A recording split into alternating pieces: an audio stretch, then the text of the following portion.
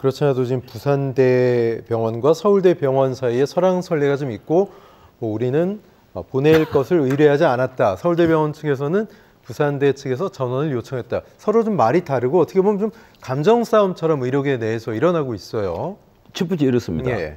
상식적으로 우리가 응급 상황이었다면 예. 당연히 부산대병원에서 수술을 해야 합니다. 뭐 수술방 잡고 수술까지 예. 준비했다는 거 아니에요? 예. 그리고 예. 그 중에 그 가령 외상센터에는 그 서울대병원보다 전문 의사들이 더 많아요. 상당한 수준과 예, 규모입니다. 예. 그리고 간호 인력도 그냥 100명이 훨씬 넘는 사람들이 예. 있고, 근데 수술 준비를 다 했는데, 그리고 또 한마디 더 말씀을 하시자면 원래 심장하고 혈관 쪽은 부산대병원이 굉장히 강합니다. 예. 그래서 자존심이 굉장히 있는 곳이란 말이에요. 그런데 그 병원에서 그렇게 다 준비를 하고 있는데 갑자기 병원장이 그 이제 뭔가 모르지만 서울과 뭐 연락을 하고 서울대병원과 연락을 해서 그리고 119 헬기로 서울로 이송하는 것이 결정이 돼 버린 거예요. 그래서 그때까지 의료진들도 상세히 몰랐고 기자들도 상세히 몰랐습니다. 그 내용이 어떻게 됐는지, 정말 응급 상황이 돼서 옮기는지도 몰랐고. 문제는 있지 않습니까? 응급 상황이라면 사실은 부산대에서 수술을 해야만 합니다. 못 옮겨요. 네. 그리고 응급 상황이 아니라면 왜 부산 지역의 중환자들을 위해서, 위급한 환자들을 위해서 항상 대기를 하고 있어야 되는 119 헬기를 가지고 서울까지 옮기느냐. 무슨 그런 특혜를 베풀었느냐. 예. 그리고 가령 보통 사람들이 나는 아니 서울에 사는 사람들이 부산에 여행을 가서 내가 몸을 많이 다쳐서 군집별 외상센터 가는데 내가 가족들 간호를 받기 편하게 서울대병원으로 가고 싶어요. 이러면 서울대병원으로 전원을 시켜주느냐. 또 처음에 나왔던 그 민주당 쪽의 얘기는 그 이후에 일정이 서울 쪽에서 많기 때문에 서울로 옮기는 게 좋다. 뭐 이런 얘기도 있었고, 수술은 잘하는 데서 해야 되지 않겠느냐, 뭐 이런 얘기도 들려왔어서 글쎄, 더 여론이 안 좋았어요. 그 말들이 이제 실수란 말이에요. 네. 수술을 잘하는 곳에서 해야만 한다, 이런 말도 나왔는데다가 문제는 그렇습니다.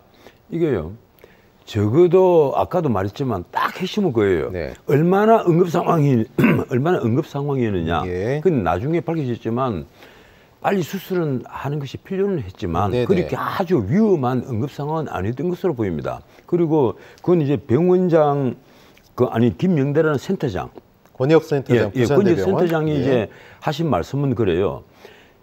자기 비서실장이 통화를 하고 있었다, 서울대병원과. 그래서 자기가 전화를 받아가지고 서울대병원에서 곧장 수술할 수 있느냐, 그래 곧장 수술을 할 수 있다, 이러니까 그러면 시간상으로 봐서 헬기를 태워서 보내는 게 좋겠다.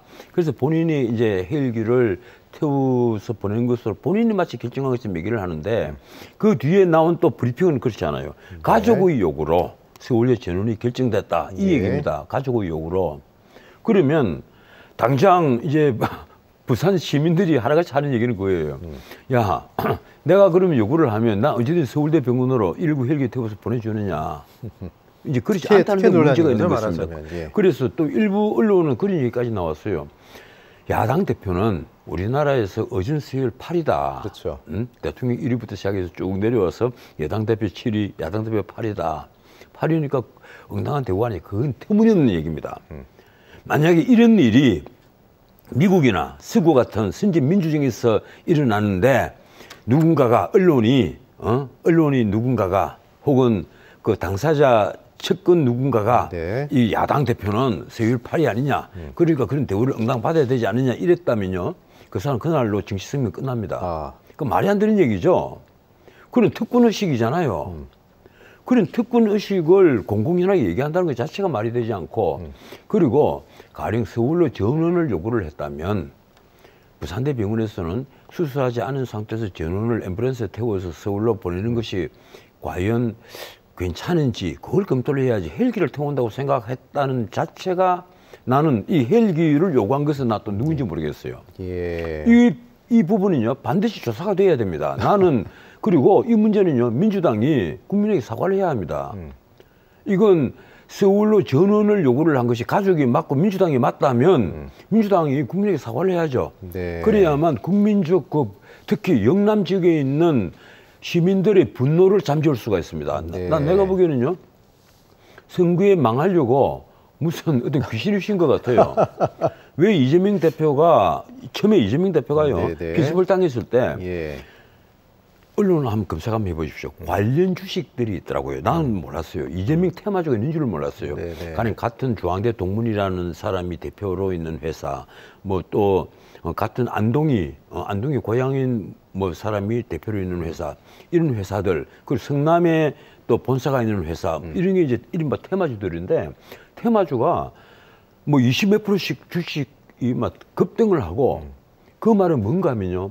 이재명이 피습당하는 건 굉장히 그 본인에게는 참 안타까운 일이지만 이재명을 지지하는 사람들에게는 야, 이제는 이재명에 대한 어떤 그 동징표들이 막 몰려올 수 있다. 예. 이런 걸로 아마 봤던 것 같아요. 그런데 문제는요. 그 다음에 권역별 외상센터 가서 서울로 헬기로 이송을 하면서 완전히 얼음처럼 이 부산에서 민주당에 대한 어떤 여론이 뭐 얼음장처럼 바뀌었단 말이에요. 네. 근데 지금 그 분위기를 민주당은 지금 모르고 있는 것 같아요. 뭐 이 부분이 지역 의료계를 뭐 자극을 하고 더 나아가서는 뭐 부산 민심까지 민주당에게 상당히 악재로 총선에 작용할 것이다. 변호사님 이렇게 보시는 거죠? 아니 지금까지 이재명 대표도 그렇고 민주당도 그렇고 지방 의료 제대로 챙기고 제대로 키워야 된다. 이걸 늘 강조를 해왔지 그랬죠. 않습니까? 예. 그래놓고 막상 부산에 가서 예. 그것도 우리나라에서 A 등급을 4년 연속 받은 군입별 예. 외상센터입니다. 이 군입별 외상센터가 있는 부산대병원에서 예. 군입별 외상센터도 없는 서울대병원으로 전원을 하겠다. 그러면서 또 나중에 서울대병원에 있는 의사가 권역외상센터 아마, 우리도 있다 부분별로 다 이렇게 또 해명을 했습니다. 예, 부분별로는 있다 이 얘기도 예. 했고 또 이것이 굉장히 또 이게 힘든 수술이다 네. 이런 얘기를 하면서 마치 서울대병원에서 해야만 잘하는 수술인 것처럼 또 말을 하는 바람에 서울대병원과 부산대병원 간에 또 충돌이 벌어지는 것 같아요. 네. 지금 무슨 소리 하고 있느냐. 이 자존심이 걸린 그런 싸움이 되어버렸고 이것이 또 어떤 의미에서는요. 이 민주당은 서울만 챙기고 자기들 어떤 이익만 챙기는 곳 아니냐 이런 식으로 국민들에게 비치면 지금까지 그 낙동강 쪽에다가 그 얼마나 공을 많이 들였습니까 민주당이. 네. 그리고 이 민주당의 그 지금도 현역 의원들이 있고 그분들이 지금 아마 굉장히 충격을 받았을 거예요. 나 이거 어떻게 선거를 해야 되나 이런 느낌을 지금 다 가지고 있을 겁니다. 네.